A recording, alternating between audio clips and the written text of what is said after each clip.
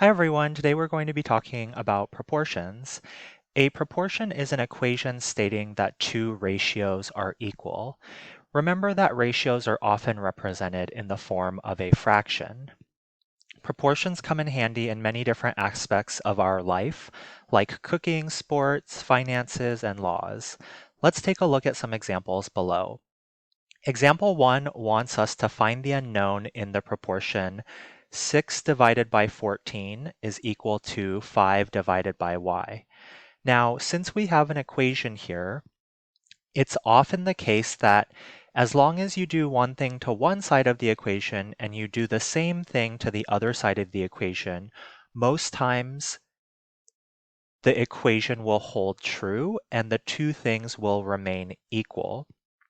Because the thing that we're trying to solve for, which is the variable y, is in the denominator, I want it to be in the numerator and it's going to make things easier for us. So what I'm going to do is I'm going to switch the numerator and the denominator on both sides of the equation. So that's going to look like 14 over 6 is equal to y divided by 5. Now our goal is to get the y value by itself. So I can do that by multiplying the right-hand side by 5, and I could do that by multiplying the left-hand side by 5. And really it's 5 over 1. And so if we simplified the left-hand side, the way we multiply fractions is by multiplying across. So I'm going to multiply the 5 times 14, and then the denominator will be 1 times 6. And on the right-hand side, 5 times y is 5y, and then we have 5 times 1. So let's go ahead and simplify that. 5 times 14 is 70, and 1 times 6 is 6, and then we have 5y divided by 5. We can actually simplify that though. So the left-hand side we can reduce because 70 we can rewrite as 35 times 2, and 6 we could rewrite as 3 times 2, and then we have 5y over 5. So this 2 and this 2 will divide, and this 5 and this 5 will divide out. So we'll be left with y equals 35 over 3. And that fraction is in reduced form, so we don't need to do anything else, and we can just leave that as our answer. Example 2 says, Shonda wants to open up a child care facility out of her home. Regulations for the state say that if you are opening up a child care facility, you must have at least 2 adults for every 7 children. If Shonda is going to have 28 children at her daycare, how many adults will she have to hire to work at her home? So this one, we don't have a proportion given to us, so we need to set that up. And what our proportion is going to look like is there has to be 2 adults for every 7 children. And we want that to be equal to if there are 28 children.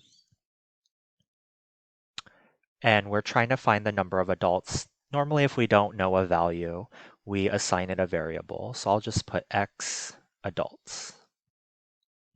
And our goal is to try to solve for the x value. Now, if I multiply both sides to get the x by itself, I'm going to multiply both sides by 28 children.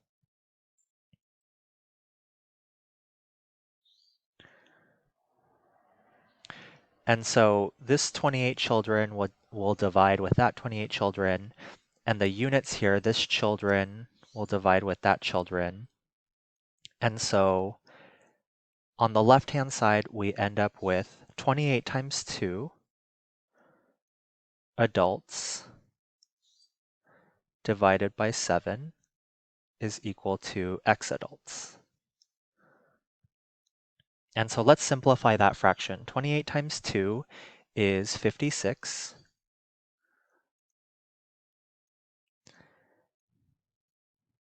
And 56 divided by 7 is equal to 8.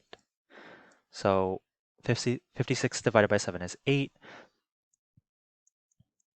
So we found our variable. I'm just going to write a short sentence saying Shonda will need to hire 8 adults to supervise the children.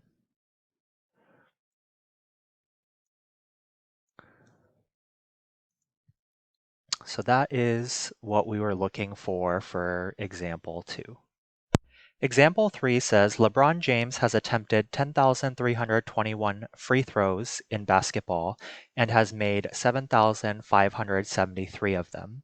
Use a proportion to figure out approximately how many of the next 100 free throws he will make. So let's set up a proportion.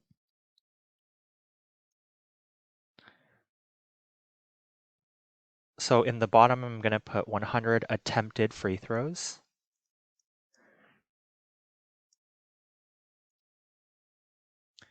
And out of those 100, we don't know how many he's going to make. So I'm going to put X free throws made.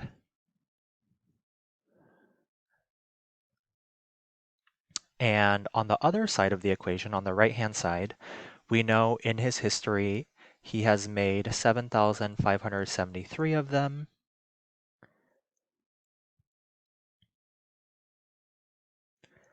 Out of an attempted 10,321.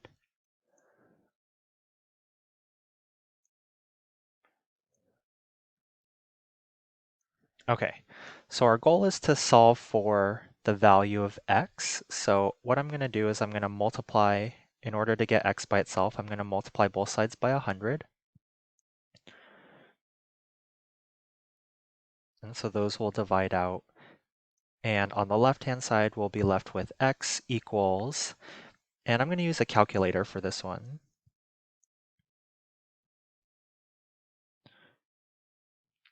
So I need to do 7,573 times 100.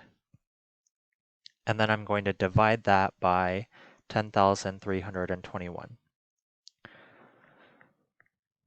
So we get 73.37. I'm going to round that to the nearest whole number. So I'm going to put 73.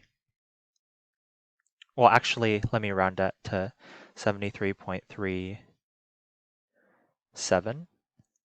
And so when we are thinking about our final answer, we would say LeBron James will make approximately 73 free throws